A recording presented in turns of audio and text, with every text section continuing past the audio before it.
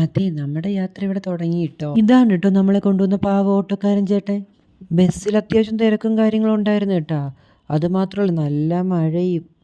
May സ്ഥലത്തിലെത്തിയത് എന്നിട്ടാണെങ്കിൽ പെരുമഴയും. നനഞ്ഞ് നനഞ്ഞ് മതിയായി. ഈ സ്റ്റേഷൻ ഏതാണെന്ന് നിങ്ങളൊന്ന് കമൻറ്റ് ചെയ്യണേ. എല്ലാവർക്കും അറിയായിരിക്കും. ഈ പടി ഇത്രയും കയറണമെന്ന് ആലോചിച്ചിരുന്നപ്പോൾ അതേ ചേട്ടൻ പെട്ടിയും കൊണ്ടങ്ങ് കയറി തുടങ്ങി. പിന്നെ ഈ കാല് വയ്യാത്ത അപ്പൂപ്പന് എനിക്കൊരു പ്രചോദനം. കാരണം ആ പാവ ഈ കാല് വയ്യെങ്കിൽ ഈ പടി അത്രയും കയറി ഇറങ്ങുന്നില്ലേ. ഇനി ഈ പടി ഇറങ്ങുകയും വേണം. വീണ്ടും പ്രചോദനം.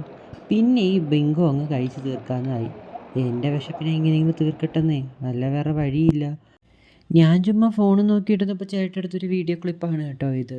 വെറുതെ ഫോൺ നോക്കിക്കൊണ്ടിരിക്കുക. അത് ഇനിയിപ്പോൾ പണി. ട്രെയിൻ വരണവർ കാത്തിരിക്കുക.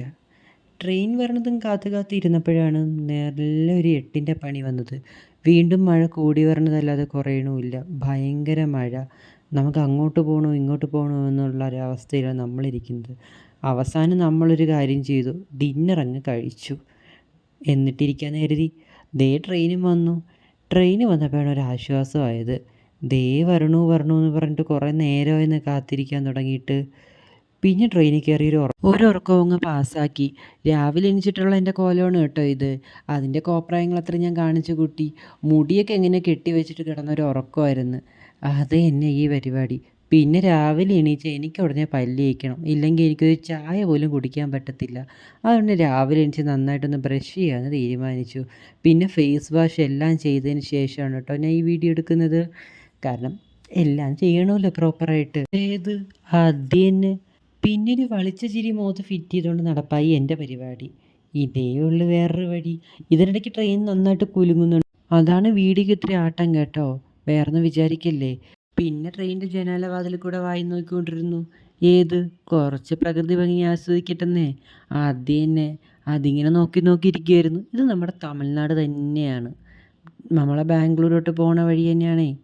പിന്നെ ഞാൻ എന്ത് ചെയ്തു, ആ സമയത്ത് ഒരു ചായ കുടിക്കാമെന്നങ്ങ് വിചാരിച്ചു. പിന്നെ നമ്മുടെ സ്വന്തം IRTCയുടെ ചായ അങ്ങ് പൊക്കാമെന്ന് ഞാൻ വിചാരിച്ചു. നല്ല ചായ കേട്ടോ, എന്തെന്നറിയില്ല, എനിക്കിഷ്ടപ്പെട്ടു. നല്ല ചൂട് ചായ ഈ തണുപ്പത്ത്.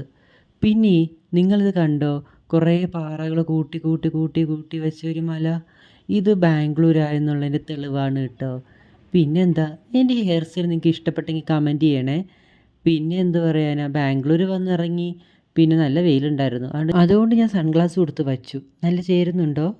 കമൻറ്റുകൾ ക്ഷണിക്കുന്നതായിരിക്കും. ദേ നമ്മൾ ബാംഗ്ലൂർ എത്തി. ഇനി ബാംഗ്ലൂർ കണ്ടില്ല എന്ന് പറയണ്ട. എൻ്റെ വീഡിയോയിലെങ്കിലും നിങ്ങളും കാണട്ടെ അങ്ങോട്ട് ബാംഗ്ലൂർ. എന്താ ഈ ബാംഗ്ലൂരിൻ്റെ ഭംഗി എന്നറിയാവോ? വന്നിറങ്ങിയപ്പം ഇങ്ങോട്ട് തുടങ്ങിയ നല്ല തണുത്ത കാറ്റാണ്. പിന്നെ നമ്മുടെ ഓരോ കോർപ്പറേറ്റ് IT കമ്പനീസും കാര്യങ്ങളൊന്ന് കുറച്ച് ചെറുതായിട്ടൊന്ന് കാണിച്ചു തരാമെന്ന് കരുതി. അത്രയേ ഉള്ളൂ. പിന്നെ ഒരു കാര്യം, ഇതാണ് കേട്ടോ ഞാൻ താമസിക്കാൻ പോകുന്ന ഫ്ലാറ്റ്. പിന്നെ അങ്ങ് വിശപ്പ് കയറി. ഒരു ഇഡലിയിൽ അങ്ങ് പിടിച്ചു. ശരി, ബായ്.